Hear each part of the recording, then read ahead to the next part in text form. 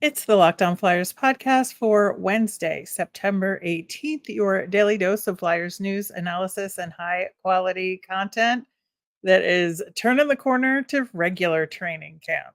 We like that.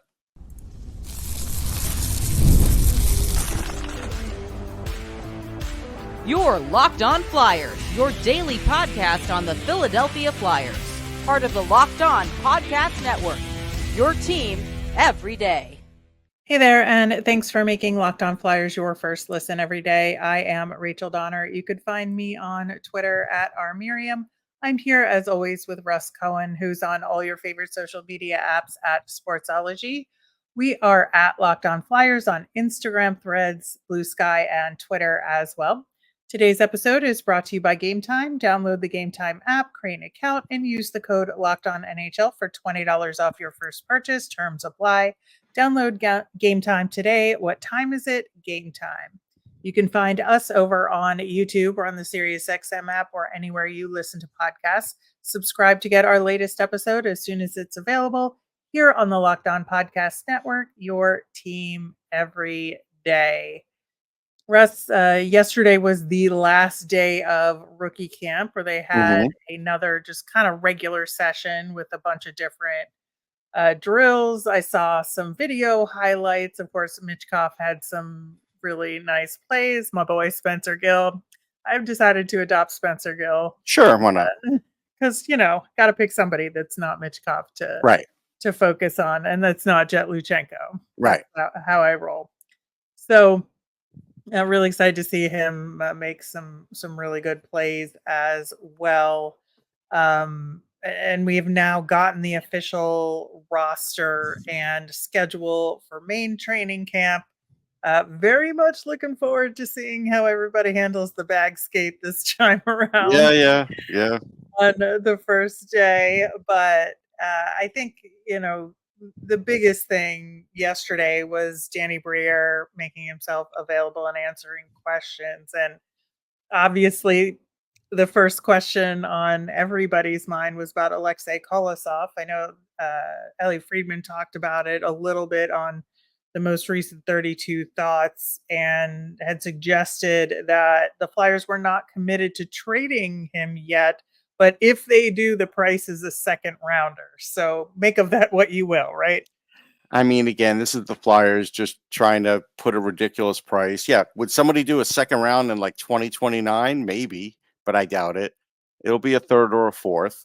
This is a zero-sum game now for the Flyers. At this point, they are standing on ceremony. This kid has options. If he had no options, what they're doing would be great because then he would either not play or go to them.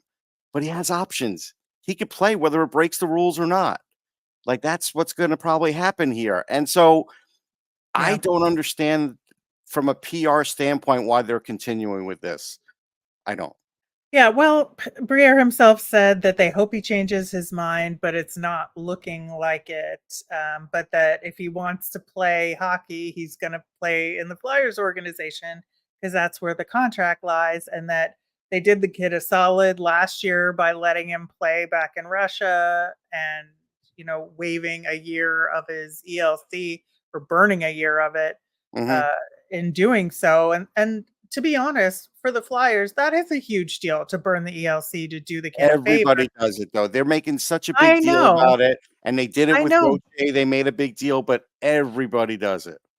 Listen, but the point is they do it because that's part of the game, right?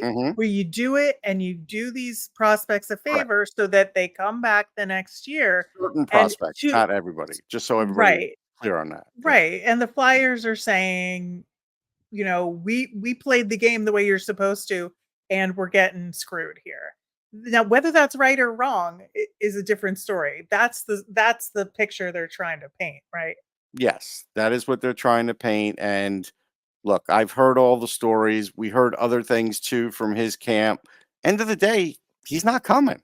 I think really that's the end result here. And whether he thinks, the Lehigh Valley crew did their best to try and integrate him in or not, is neither here nor there because it matters what Alexei Kolosov does at the end of the day, to your point.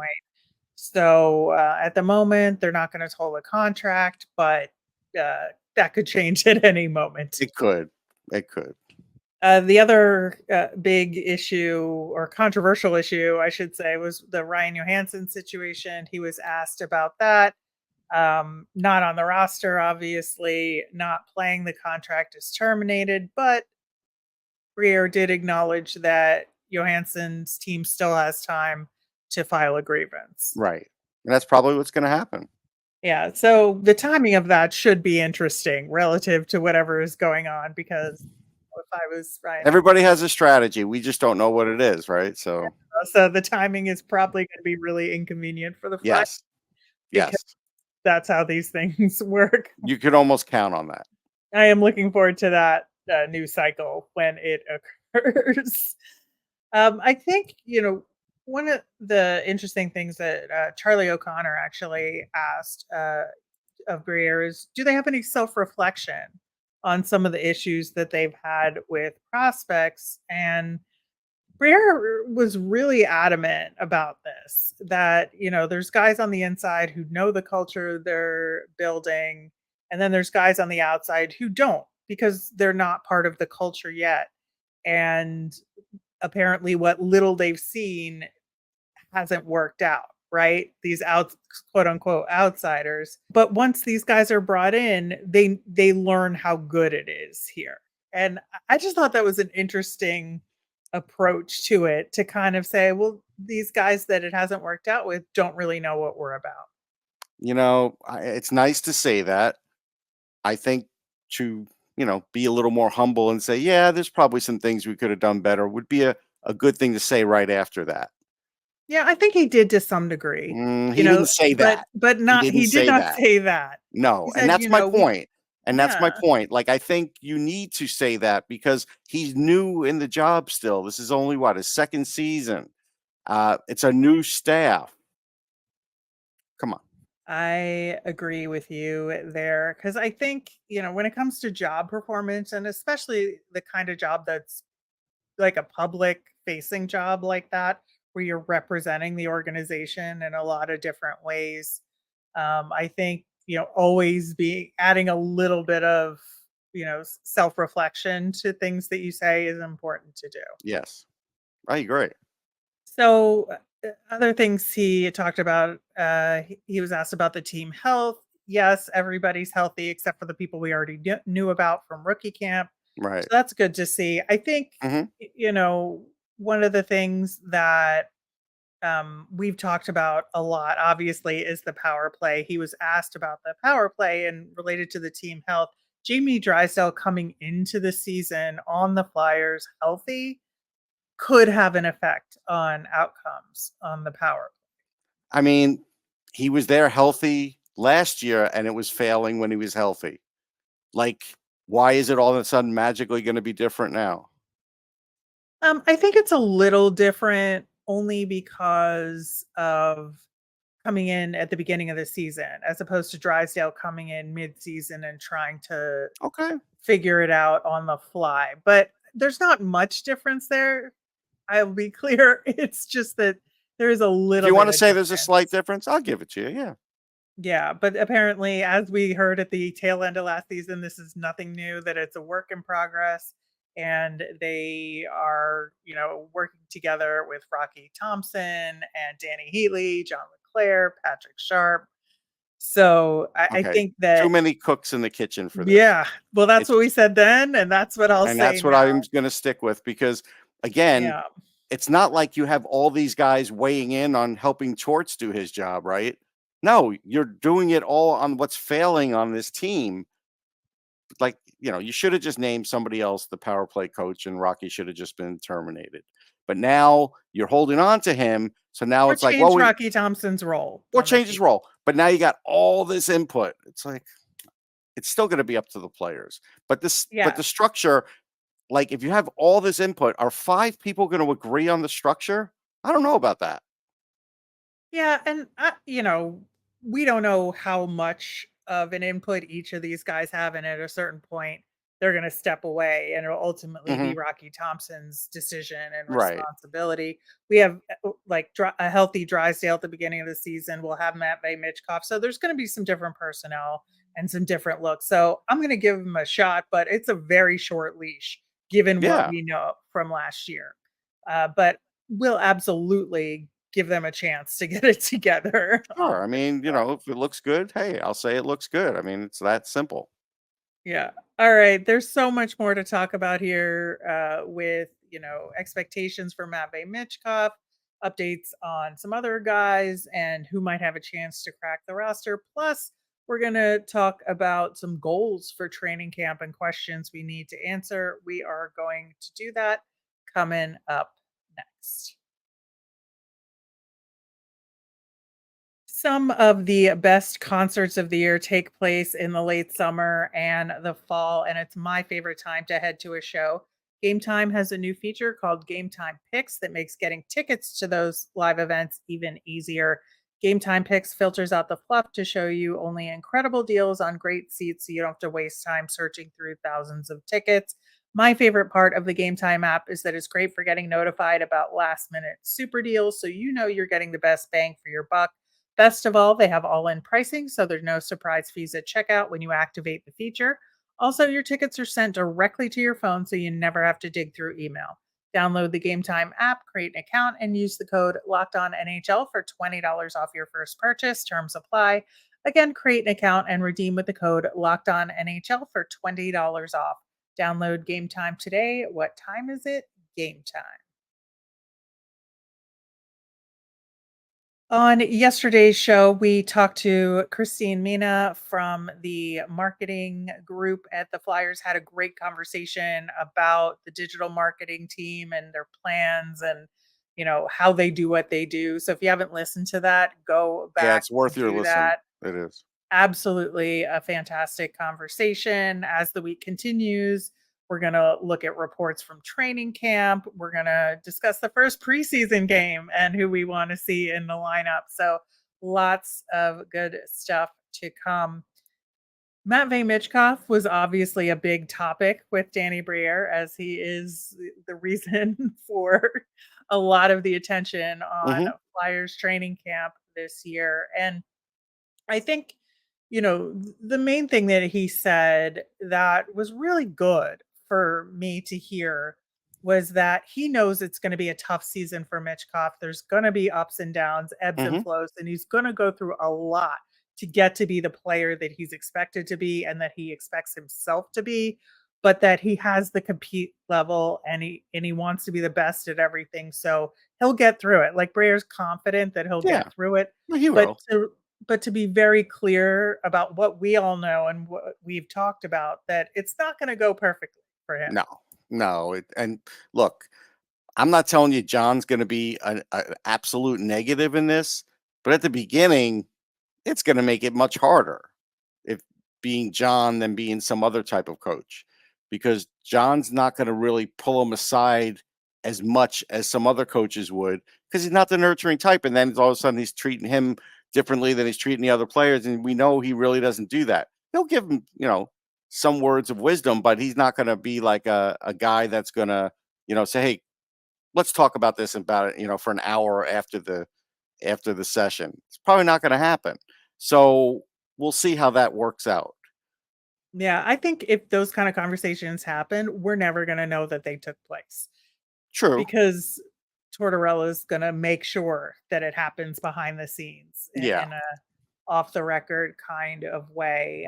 Briere did talk about Michkov and the upcoming relationship with Tortorella, because obviously that's a big part of whether or not Michkov finds success this year. And that, he emphasized that everybody has fireworks with Tortorella at some point, and Michkov's just going to have to go through it the way everybody else does. And, I understand that. And I think that's actually not a terrible thing, because I think it'll give him some bonding moments with the other teammates to be like, Yeah, yeah, sure. we've Like all, if you want to bitch about John, yeah, I could see that. yeah, I do yeah, have mixed feelings about it though. yeah.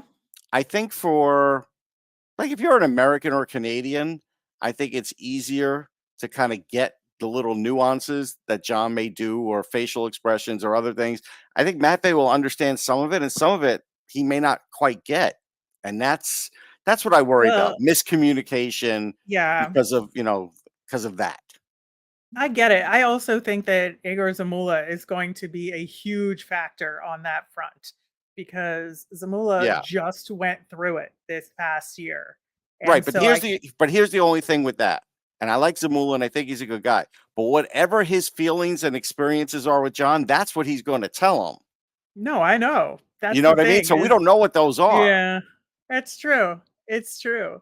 There are pros and cons to Yes. that kind of dynamic, but I think that at least from Danny Briere's perspective, I feel like there was a certain level of realism there about all of these things that I Yes, I think he appreciate. handled that well. I do. So that was a good part of it. And as far as line mates, of course, he said, it's Sorts' decision, probably try a bunch of options. And that's what we're going to talk about when we get into the preseason games, because I'm sure Michkov is going to play not all of them, but most of them. Yeah. As far as the other stuff that they talked about, I think, asked about Joel Farabee. It was really interesting because I think we do kind of forget that this is the first off season where he's had a full training time and a full off season of Hmm. preparation with a full year of the surgery behind him. And I think, you know, Briere says he's stronger now. I believe it because this is like really his first chance to get in proper shape coming into a season without the nagging issue or the surgery recovery. Okay, but here I'm going to raise my hand. Um, uh, how could he have a leadership role if he plays on the fourth line? Well, I don't think he will play on the fourth How do we line. know? He played on the fourth line for like a quarter of the season last year at the end. How do we know that's not going to happen again? Like Well, I all of a think sudden that's it up to Joel devolves into Farabee, that. right? Well, no, it's not always up to Joel Farabee. It depends how they utilize him. I don't think it was all Farabee's fault. Again, Farabee had more points or as many points, I forget now, as Tippett. But Farabee's were bad and Tippett's were good. Why? Yeah. I know. I think that's why like coming in with a little bit of a clean slate the way he does now, I Uh-huh. think is going to go a long way. And I Okay. think that if he can work his way onto a line with Michkov, that would also be helpful for him. Sure. But Sure. we'll see. And Brer had some good things to say about Morgan Frost as well, and that they really expect him to grow this season, and kind of hinted that Michkov could be on a line Mhm. with him. And I think the support for Morgan Frost is much better now than it was. Yeah, it seems like it's not going to be rocky. So I'm happy for Morgan in that regard because I think he has been improving. But I will tell you the focus on the wingers is too much. You want to have great centers. Wingers are nice, don't get me wrong, but the Hmm. focus on the wingers is just like, mm, you know, organizations weak enough at center as is, even with Jett Luchanko because he's years away. So Right. yes, it's great to have these Well, is wingers. he? That's Yes, another yes, he, question. yeah, he is. Obviously Danny's like, well, I won't say no to having Oliver Bonk Jet Right, Luchenko on right. the roster, but He we doesn't we have know to what's say no. happening. John will. Yeah. Yeah. I am still genuinely curious if either one of them get regular season games before Yeah, doing I mean, I think it's possible Bonk could. I don't see. that. Hmm. I don't see the upside really for doing it for Luchenko. Like he's motivated enough, but he's young. I don't think you really. I wouldn't feel good about throwing him in. I know he just turned 18. I don't know if I want to throw him in the preseason with a bunch of guys who are trying to get a job in the league. They might go out of their way. I don't know. I don't love the idea, to be honest. Yeah, I actually would really like to see Oliver Bonk in an NHL game. I think it would be good to see him I in think one or Bonk two has a games. better chance of doing better in an NHL game right now than Luchenko. I mean, who's that first game against? Vancouver? Vancouver. Yeah. I mean, is that really a good game to put Luchenko in? I don't know. No, No, I don't think it is, but I I think don't for think it Bonk is. it could be Yeah. playing I, Vancouver and playing Calgary and then yeah, I send him don't home. I don't say no for Bonk. I don't think he'll make it just because of the logjam, but I think he's closer. Yeah. Well, speaking of that logjam, Briere was asked if they'd roster 8D again, and he didn't say no to that either. That it'll kind of depend on how everybody does, especially there's a bunch of new guys the new two-way deal signings with Abels, Richard, Oscar Eklund. And that's like your center issue there, right? Yes. Yeah. I mean, these are like your other options. It's not great. My other thing is like, okay, if you're going to go 8 defensemen, again, I'm going to scoff at that and say you shouldn't be doing that. And we'll see. We'll see if they actually will do that or not. I really don't love the idea. But the other thing is, if you're going to talk about Bobby Brink making the team, he was 22, Jets 18, Bonk's 19. 22 coming out Yeah. of college is a lot different than where these guys are to make a team, a Tortorella team. You know what I'm saying? Oh, totally. It's apples and oranges. Totally. Yeah. Yeah. Yeah. And when I talk about Bonk playing a couple of NHL games, I don't necessarily expect it. I just think it would be fun. Sure. And just I and don't to disagree. see, like, just to get a real sense of how he matches up Yeah. at the NHL level. I mean, we'll get it in the preseason, but the preseason's always different. So, Right. It is different. I think, They're not playing full for speed. The for guys me, trying to make the team are, but I the want a pros gut are. check. Yeah, Yeah, I just want a okay. gut check on where he is. I I'm think, not against it depending on how he looks. yeah, yeah. Oh, of course, if he's got to look good enough to earn it Right. in Right. camp to get there. And I think that's like the big questions: is who of these borderline guys or prospects are going Yeah. to earn additional looks, or how are they going to balance out warm up games versus getting the information that they need or we need or Yeah. want to see to Yeah, justify everything. I think the Flyers should go with 10 defensemen, so this way, like, Andre and Mhm. either Jennings or Adder could make it. If they go with 10, they'd probably make it. My God, 10 I mean, defensemen. I'm just saying, like, who, think about it cap-wise and just think about it otherwise. Have Like, Nick Steeler playing forward every other right. game. Like where's the change going to be to allow these guys to make it? On forward, it's different. On forward, Right. they had an opportunity, but on defense, where's the opportunity really? There really isn't one unless somebody blows them away, I think. Right. Or somebody gets hurt or 2 guys Yeah. get hurt. Yeah, sure. Yeah. Yeah.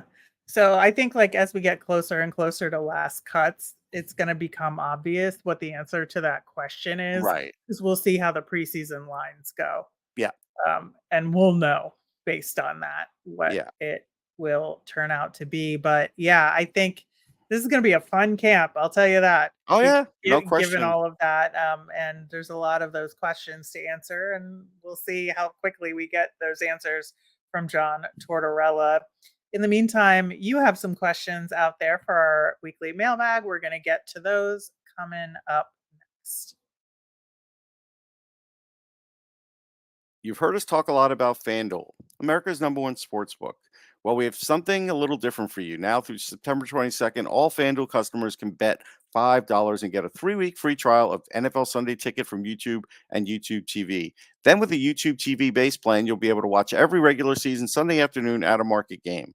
All you need is a Google account and a current form of payment, and you can cancel anytime. I still say go with the Jets over the Patriots on Thursday Night Football. Just visit fanduel.com and download America's #1 sportsbook.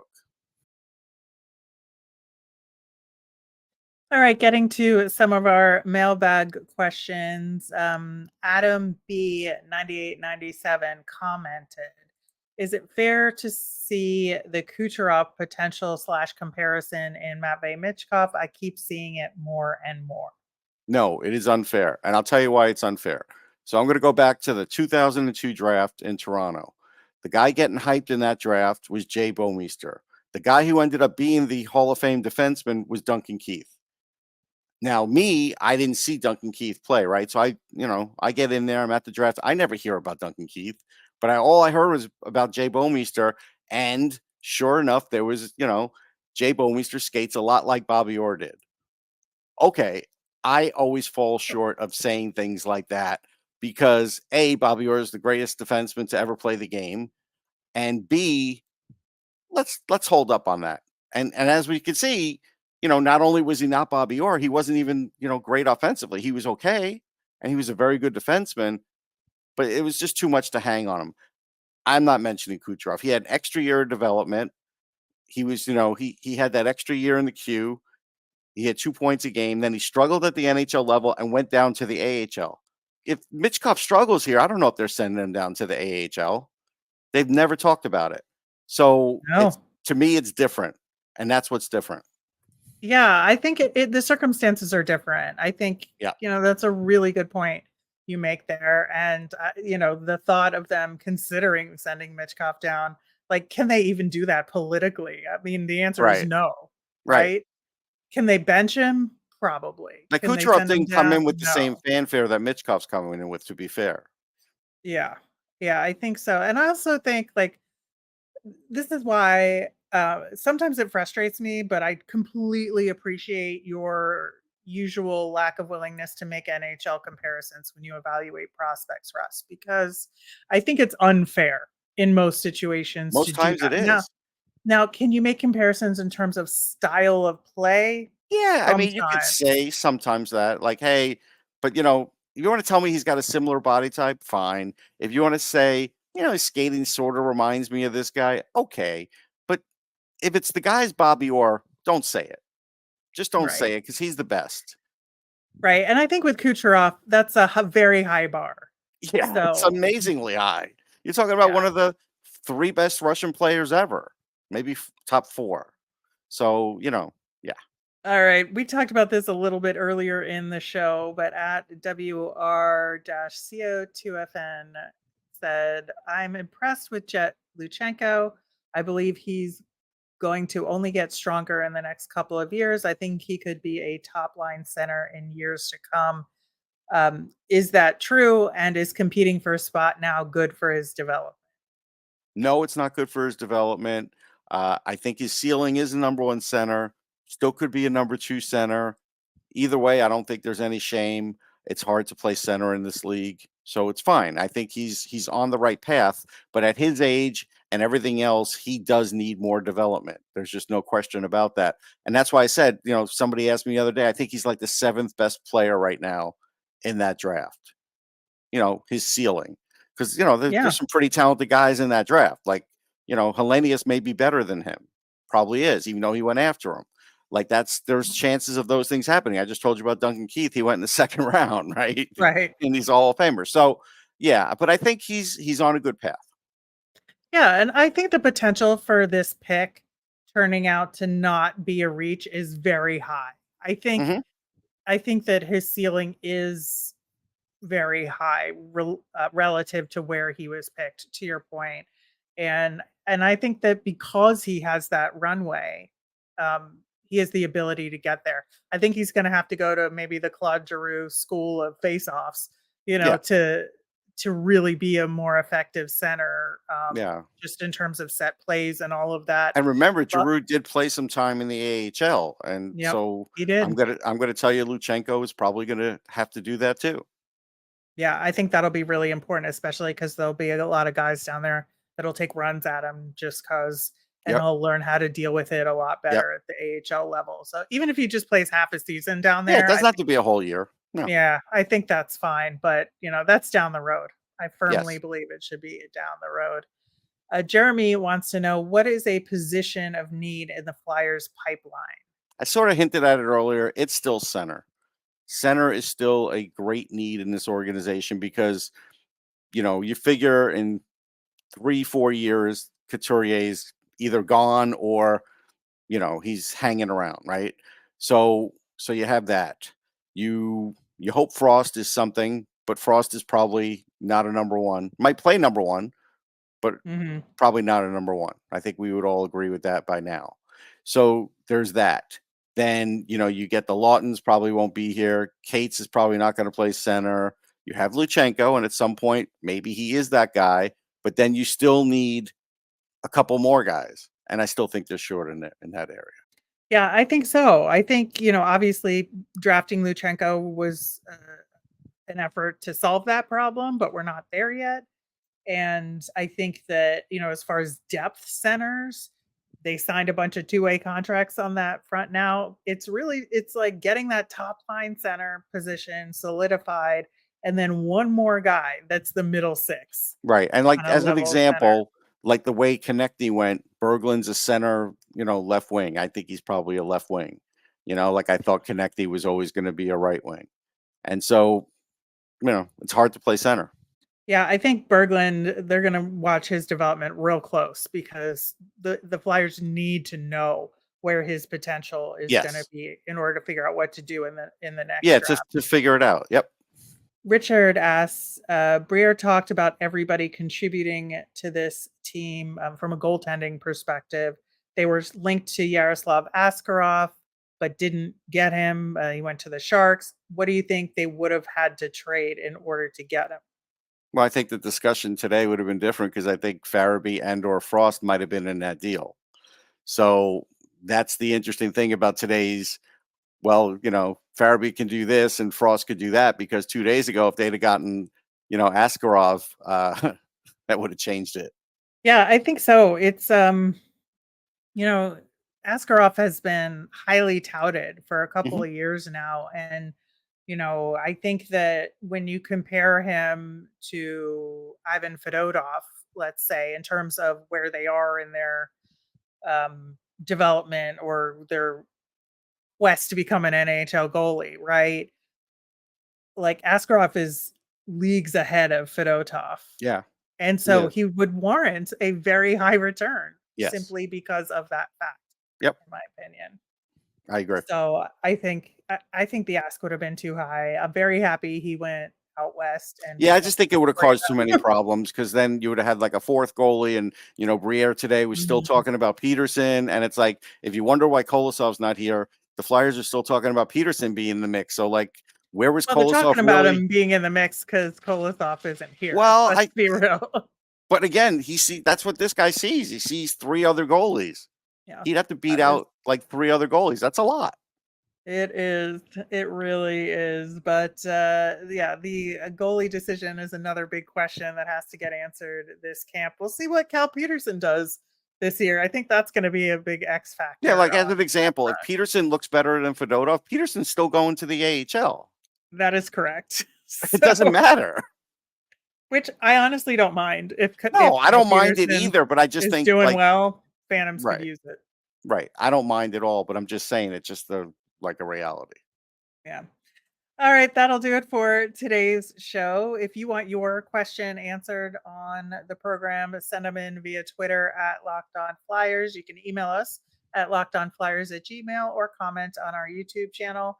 I'm Rachel. I'm on Twitter at rmiriam. That's RMIRIAM. I'm Russ. I'm at Sportsology, SPORTSOLOGY. Thanks for making Locked On Flyers your first listen today. Now go check out Locked On NHL, where local experts keep you updated daily on all the biggest storylines ahead of the season. Find Locked On NHL over on YouTube or wherever you listen to podcasts. Have a great day, everyone.